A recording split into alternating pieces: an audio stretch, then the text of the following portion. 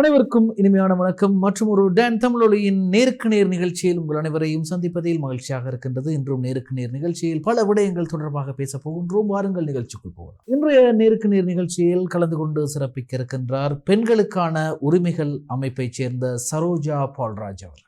சரோஜா பால்ராஜ் அவர்களிடம் முதலாவது கேள்வியாக நாங்கள் கேட்கின்றோம். குறிப்பாக இந்த வரவு செலவு திட்டம் 2022 ஆண்டுக்கான வரவு செலவு திட்டத்தை அரசாங்கம் சமர்ப்பித்திருக்கின்றது. இது ஸ்ரீலங்கா பொதுஜன பெரமுனவின் 2வது வரவு செலவு திட்டம். இது தொடர்பான உங்கள் கருத்து என்ன? தற்போது 2022 ஆண்டிற்கான வரவு செலவு திட்டம் பாராளுமன்றத்தில் சமர்ப்பிக்கப்பட்டு அந்த வரவு செலவு திட்டத்தின் மீதான விவாதம் இடம்பெற்று வருகின்றது. அந்த வகையில் குறிப்பாக 2022 ஆண்டுக்கான வரவு செலவு திட்டத்தினுடைய 2ஆம் வாசிப்பு மீதான வாக்கெடுப்பானது அண்மையில் இடம்பெற்று அது பெரும்பான்மை வாக்குகளால் நிறைவேற்றப்பட்டிருக்கின்றது. குறிப்பாக பெரும்பான்மை பலம் கொண்ட அரசாங்கம் என்ற வகையில் எவ்வாறு வரவு செலவு திட்டத்தை கொண்டு வரும் பொழுது அது நிச்சயமாக அதிக பெரும்பான்மை ஊடாக நிறைவேற்றப்படும் ஒரு நிலைமை காணப்படுகின்றது.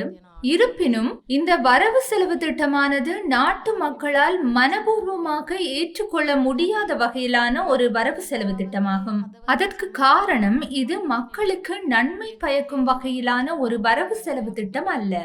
உலக நாடுகளை பொறுத்தவரையில் ஒரு வரவு செலவு திட்டத்தை சமர்ப்பிக்கின்றார்கள் என்றால் அடுத்து வரும் வருடங்களுக்கு எந்த நடவடிக்கைகளை மக்களுக்காக முன்னெடுக்க போகின்றார்கள் என்ற வகையிலான ஒரு வரவு செலவு திட்டமாகவே அமையும். ஆனால் தற்பொழுது நமது நாட்டில் சமர்ப்பிக்கப்பட்டிருக்கக்கூடிய வரவு செலவு திட்டமானது 2022 ஆண்டிற்கு பின்னராக இலங்கை ஜனநாயக சோசலிச குடியரசினுள் வாழும் மக்களுக்கு எந்தவித எதிர்பார்ப்புகளும் மற்ற வகையிலான ஒரு வரவு செலவு திட்டமாகவே அமைந்திருக்கின்றது. தற்போதைய நாட்டின் நிலைவரத்தை எடுத்துக்கொண்டால் பொருட்களின் விலை வெகுவாக அதிகரித்து செல்கின்றது. அதே போன்று அத்தியாவசிய பொருட்களுக்கு தட்டுப்பாடு நிலவுகின்றது. அது மாத்திரமல்லாது அத்தியாவசிய மருந்து பொருட்களுக்கும் நாட்டில் தட்டுப்பாடு நிலவுகின்றமையை அவதானிக்க முடிகின்றது. இவ்வாறானதொரு நிலையில் இந்த பிரச்சனைகளுக்கான தீர்வை முன்வைக்கும் வகையில் வரவு செலவு திட்டத்தில் எந்த விடயங்களும் உள்ளடக்கப்படவில்லை. நாட்டு மக்களுடைய பொருளாதாரத்தை மேம்படுத்துவதற்கான எந்த திட்டங்களும் இந்த வரவு செலவு திட்டத்தினுள் இல்லை. அது மாத்திரமல்ல, ஒரு நாடு என்ற வகையில் அந்த நாட்டினுள் வாழும் மக்களினுடைய வாழ்வாதாரத்தை மேம்படுத்துவதற்கான பொறுப்பு அந்த அரசாங்கத்திடம் காணப்படுகின்றது. ஆனால் தற்போதைய அரசாங்கத்தினால் முன்வைத்திருக்கக்கூடிய வரவு செலவு திட்டமானது ஒரு தனி குடும்பத்தை போஷிக்கும் வகையிலேயே அமைந்திருக்கின்றது. ஆகவே இந்த வரவு செலவு திட்டத்தை நாம் கடுமையாக எதிர்க்கின்றோம். நாட்டு மக்களுடைய வாழ்வாதாரத்தை மேம்படுத்தி அவர்களுக்கு ஒரு ஆரோக்கியமான ஒரு பொருளாதார மேம்பாட்டை தரக்கூடிய வரவு செலவு திட்டமாக இதனை மாற்றி அமைந்திருக்கலாம். ஆனால் அவ்வாறானதொரு வரவு செலவு திட்டமாக இந்த வரவு செலவு திட்டம் அமையவில்லை. குறிப்பாக தற்போது நாட்டில் கோதுமை மாவினுடைய விலை அதிகரித்துள்ளது. இந்த கோதுமை மாவின் விலையேற்றத்தின் காரணமாக பேக்கரி உற்பத்தி பொருட்களினுடைய விலை அதிகரிப்பு ஏற்பட்டிருக்கின்றது. இது பாடசாலை மாணவர்கள் உணவிற்காக கொள்வனவு செய்யும் பொருட்களினுடைய விலையை இவ்வாறாக அதிகரித்திருக்கின்றது. இதன் காரணமாக தோட்ட தொழிலாளர்களிடங்களாக நாட்டில் வாழும் அனைத்து மக்களும் பாரிய அசௌகரியத்தை எதிர்கொள்ள வேண்டிய சூழ்நிலை உருவாகி இருக்கின்றது. அது மாத்திரமல்லாது மரக்கறிகளினுடைய விலையிலும் அதிகரிப்பு ஏற்பட்டிருக்கின்றது. குறிப்பாக 100 ரூபாய்க்கு குறைந்த விலையில் எந்த மரக்கறியையும் பெற்றுக்கொள்ள முடியாத ஒரு நிலை காணப்படுகின்றது. போஞ்சியினுடைய விலை வெகுவாக அதிகரித்துள்ளது. குறிப்பாக 1 கிலோகிராம் போஞ்சியினுடைய விலை 600 ரூபாவாக காணப்படுகின்றது. அது மாத்திரமல்லாது கரட்டினுடைய விலையிலும் அதிகரிப்பு ஏற்பட்டுள்ளது. கரட், கோவா உள்ளிட்ட அனைத்து மரக்கறிகளினுடைய விலையிலும் அதிகரிப்பு ஏற்பட்டிருக்கின்றது. குறிப்பாக 250 கிராம் மரக்கறியை கூட 100 ரூபாவிற்கும் குறைந்த விலையில் பெற்றுக்கொள்ள முடியாத நிலையே தற்போது காணப்படுகின்றது. நாளாந்த வருவாய் 1000 ரூபாவிற்கும் குறைவாக வருமானத்தை உழைக்கும் மக்கள் இந்த நாட்டில் வாழ்ந்து வருகின்றார்கள். குறிப்பாக ஆடை தொழிற்சாலை எடுத்துக்கொண்டால் அங்கு வேலை செய்பவர்களுடைய நாளாந்த வருமானமானது 900 ரூபாய் வரையில் அமைய பெற்றிருக்கின்றது. இவ்வாறான வருமானத்தை உழைப்பவர்களால் இந்த பொருட்களின் விலையை ஈடு செய்து கொள்ள முடியாத நிலைமையே காணப்படுகின்றது. ஒரு 4 அடங்கிய குடும்பத்திற்கு 75,600 ரூபாய் மாதம் ஒன்றுக்கு செலவிட நேரிடுவதாக புள்ளி விவரங்களின் அடிப்படையில் அவதானிக்கக்கூடியதாக இருக்கின்றது.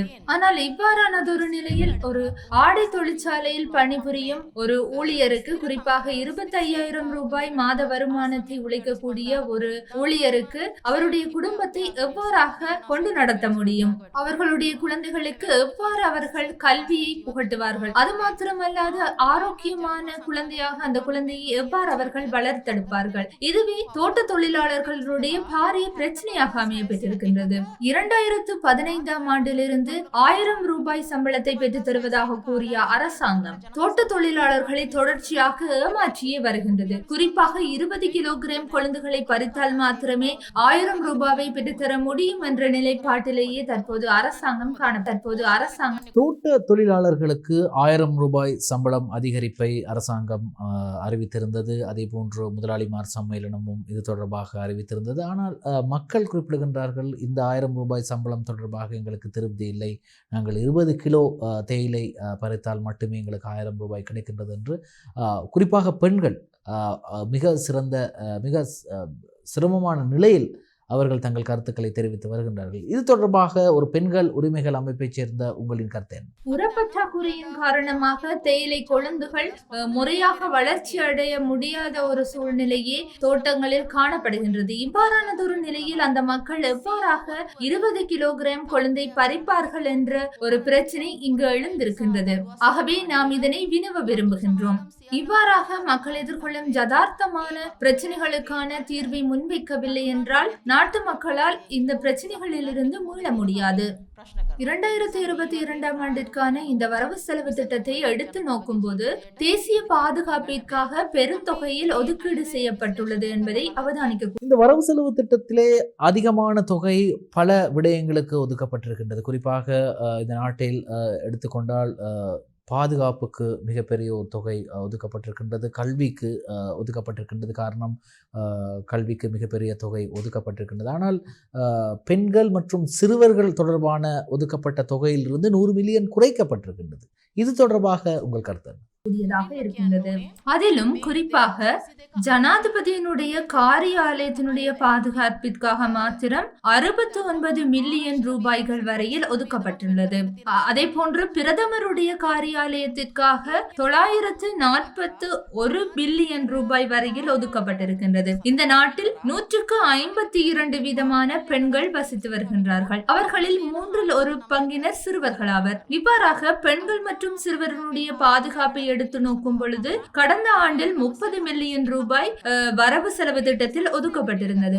ஆனால் தற்போதைய வரவு செலவு திட்டத்தில் முன்னராக இருந்த 200 மில்லியன் ரூபாய் தொகையானது 100 மில்லியன் ரூபாய் வரையில் குறைக்கப்பட்டிருக்கின்றது. நாட்டினுடைய தேசிய பாதுகாப்பு என்றால் ஒரு குடும்பத்தினுடைய பாதுகாப்பு அல்ல, மாறாக நாட்டு மக்கள் அனைவருடைய பாதுகாப்பே நாட்டினுடைய தேசிய பாதுகாப்பு என்று கூறப்படுகின்றது. குறிப்பாக கடந்த 2 மாத கால பகுதியினுள் 500 பெண்கள் காணாமல் போயிருக்கின்றார்கள். பெண்கள் மற்றும் சிறுவர்களுக்கு எதிரான வன்முறைகள் அதிகரித்து செல்லக்கூடிய நிலையில் நாட்டினுடைய தேசிய பாதுகாப்பு என்று கூறிக்கொண்டு நிதி ஒதுக்கீடு செய்யும் அரசாங்கத்தினுடைய வரவு செலவு திட்டத்தை நோக்கும் போது ஒரு கேலிக்குரிய வரவு செலவு திட்டமாகவே இந்த வரவு செலவு திட்டம் அமைய பெற்றுள்ளது.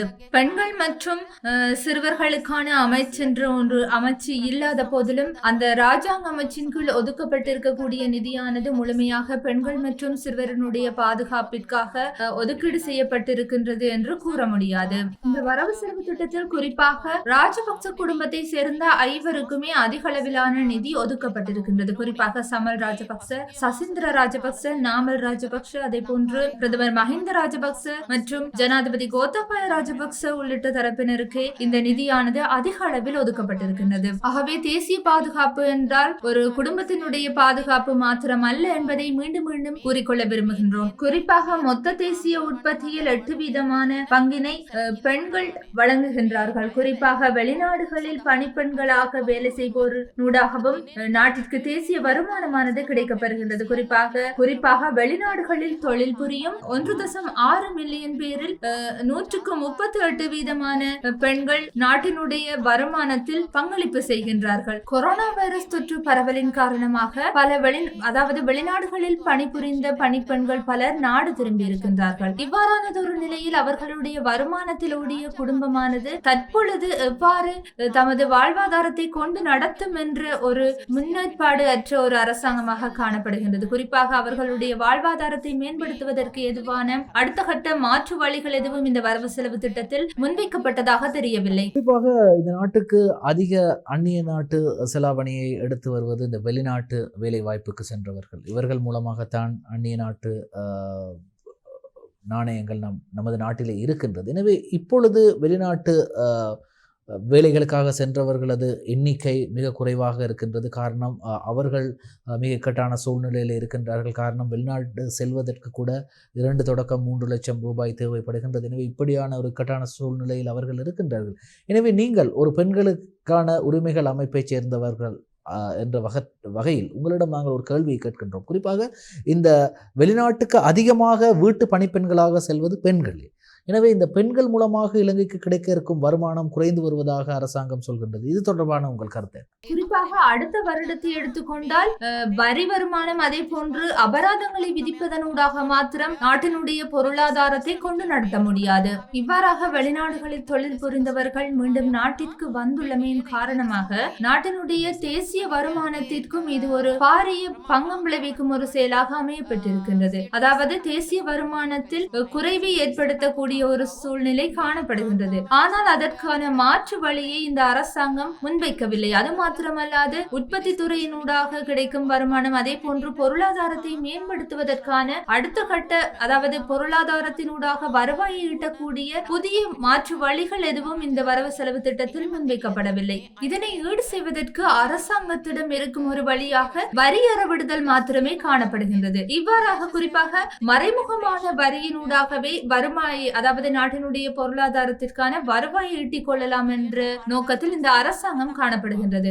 ஆனால் தற்போது வரையில் இவ்வாறு மறைமுகமாக விதிக்கப்படும் வரிகளினுடைய அளவானது 145 வீதத்தினால் அதிகரித்து காணப்படுகின்றது. இவ்வாறாக மறைமுக வரி பொருட்களின் விலை அதிகரிப்பதற்கு சமாந்தரமானதாகும். அத்துடன் பொருட்களினுடைய விலை அதிகரிப்பு மற்றும் அத்தியாவசிய பொருட்களுக்கான தட்டுப்பாடானது அடுத்த வருடத்தில் மேலும் அதிகரிக்கும் நிலைமையே இது காண்பிக்கின்றது. உரப்பற்றாக்குறையின் காரணமாக உணவுப் பொருட்களின் உற்பத்தியில் குறைவு ஏற்பட்டது. அதன் காரணமாக ஒரு புறம் பொருட்களின் விலை அதிகரிக்கும் நிலையில் அரசாங்கத்தினால் விதிக்கப்படக்கூடிய மறைமுக வரியின் காரணமாகவும் பொருட்களினுடைய விலையில் அதிகரிப்பு ஏற்பட்டிருக்கின்றது.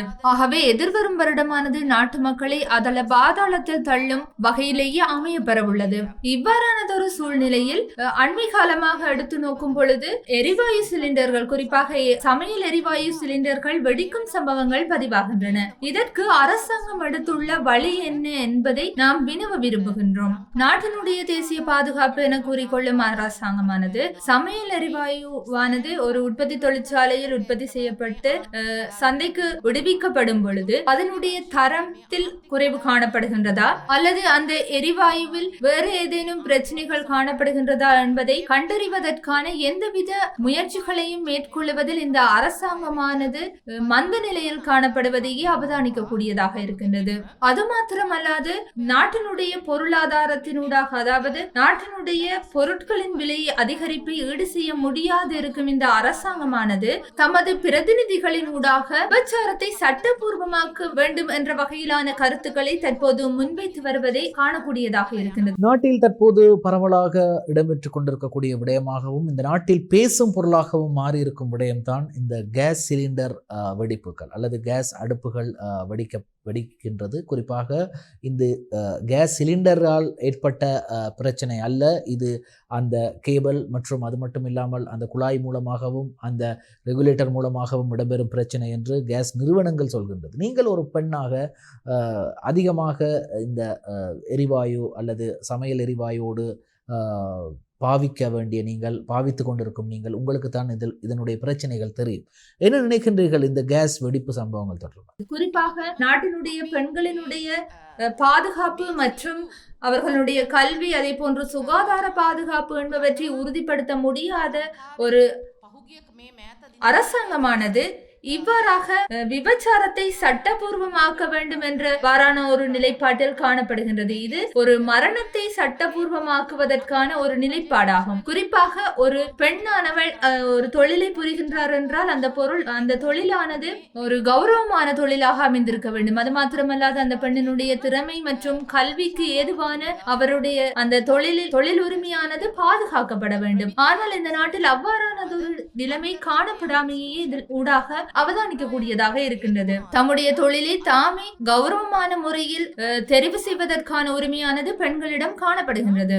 அவ்வாறாக ஒரு நாட்டில் தம்முடைய கல்வி மற்றும் திறமையை உரிய முறையில் பயன்படுத்துவதற்கு ஏதுவான ஒரு தொழிலில் ஈடுபடுத்தி அதனூடாக பொருளாதாரத்தை மேம்படுத்துவதற்கு ஏதுவான ஒரு சூழலை அரசாங்கம் ஏற்படுத்த வேண்டும். அது மாத்திரமல்லாது நம்முடைய தொழிலை நாமே தான் தெரிவு செய்து கொள்ள வேண்டும். இவ்வாறான முறைமைகளை உரிய வகையில் கொண்டு நடத்த முடியாத அரசாங்கமானது தற்பொழுது பெண்களை பார்த்து விபச்சாரத்தை சட்டபூர்வமாக்கி விபச்சாரத்தில் ஈடுபடுமாறு கூறுகின்றது. அதே போன்று நாட்டினுடைய சொத்துக்களை விற்ற அரசாங்கம், அதே போன்று தொல்லியல் முக்கியத்துவம் வாய்ந்த இடங்களை விற்ற அரசாங்கமானது மாற்று வழியின்றி இவ்வாறானதொரு கருத்துக்களையே தற்போது முன்வைத்து வருகின்றது. நாட்டினுடைய பாரம்பரிய சொத்துக்களை விற்று நாட்டை ஒரு கடன் பொறிமுறைக்குள் சிக்குற வைத்த இந்த அரசாங்கமானது மாற்று வழியாக இவ்வாறான கருத்துக்களை முன்வைப்பதானது யதார்த்தமான விடயமாக அமையப்பெறாது. அதே போன்று இது ஒரு சிறந்த மாற்று வழியாகவும் அமையாது.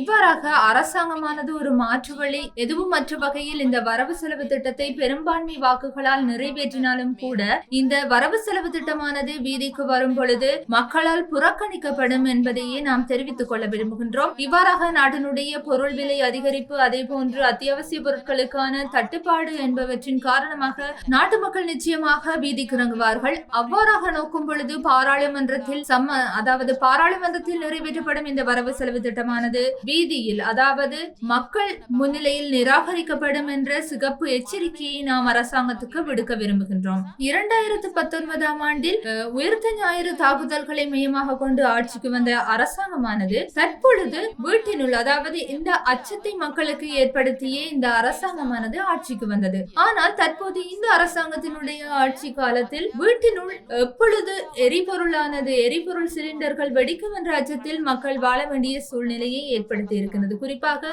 ஒரு பெண்ணானவள் தொழிலுக்கு செல்லும் பொழுது வீட்டில் என்ன நேருமோ என்ற எண்ணத்தில் வாழ வேண்டிய ஒரு சூழல் காணப்படுகின்றது. அதே போன்று அந்த பெண்ணினுடைய குழந்தையை வீட்டில் வைத்துவிட்டு செல்ல முடியாத நிலைமையே காணப்படுகின்றது. ஆகவே அரசாங்கமானது உடனடியாக இந்த எரிபொருள் வெடிப்புக்கான, அதாவது எரிபொருள் சிலிண்டர்கள் வெடிப்பதற்கான காரணத்தை கண்டறிந்து அதற்கு உரிய மாற்று நடவடிக்கையை முன்னெடுக்க வேண்டும் என தெரிவித்துக் கொள்கின்றோம். සම්පත් විකුණා දාපු ආණ්ඩුව, මේ රටේ තිබෙන පාරම්පරික නිෂ්පාදන කඩා බිඳ දාපු ආණ්ඩුව, කෘෂි කර්මාන්තය වලපල්ලට යවපු ආණ්ඩුව මේ වෙනකොට කියනවා කංසවගාව නීතිගත කරමින් කංසවගාව අපේ රටේ ආරම්භ කළ යුතුයි කියලා, ඩොලර් උත්පාදනය කරගත හැකියි කියලා.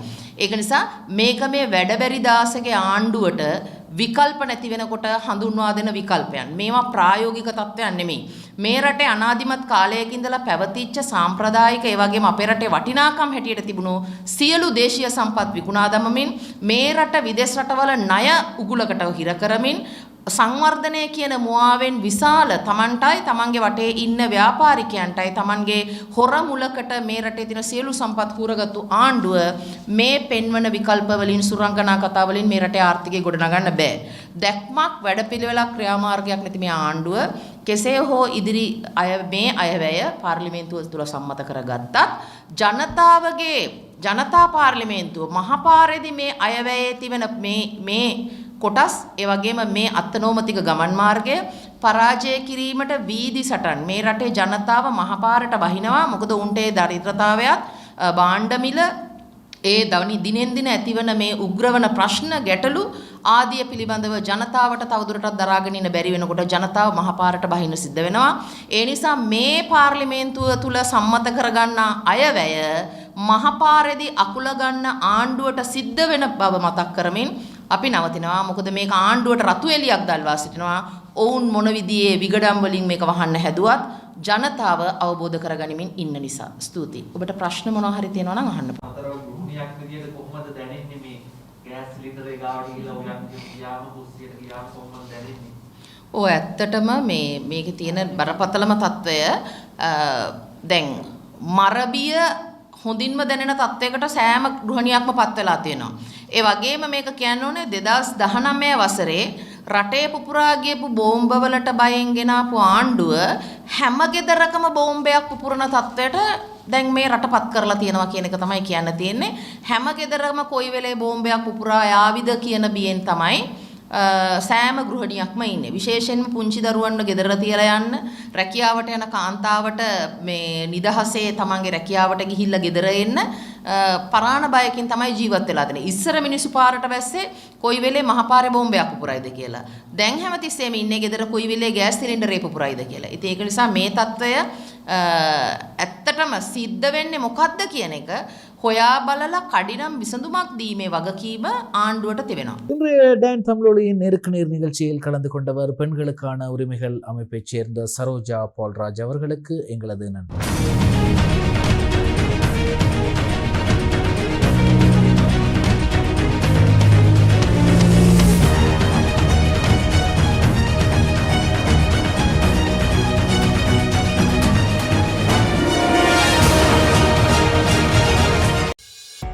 டான் தமிழொலியின் புத்தம் புதிய நிகழ்ச்சிகளை உடனுக்குடன் பார்த்து மகிழ எமது யூடியூப் பக்கத்தை சப்ஸ்கிரைப் செய்யுங்கள்.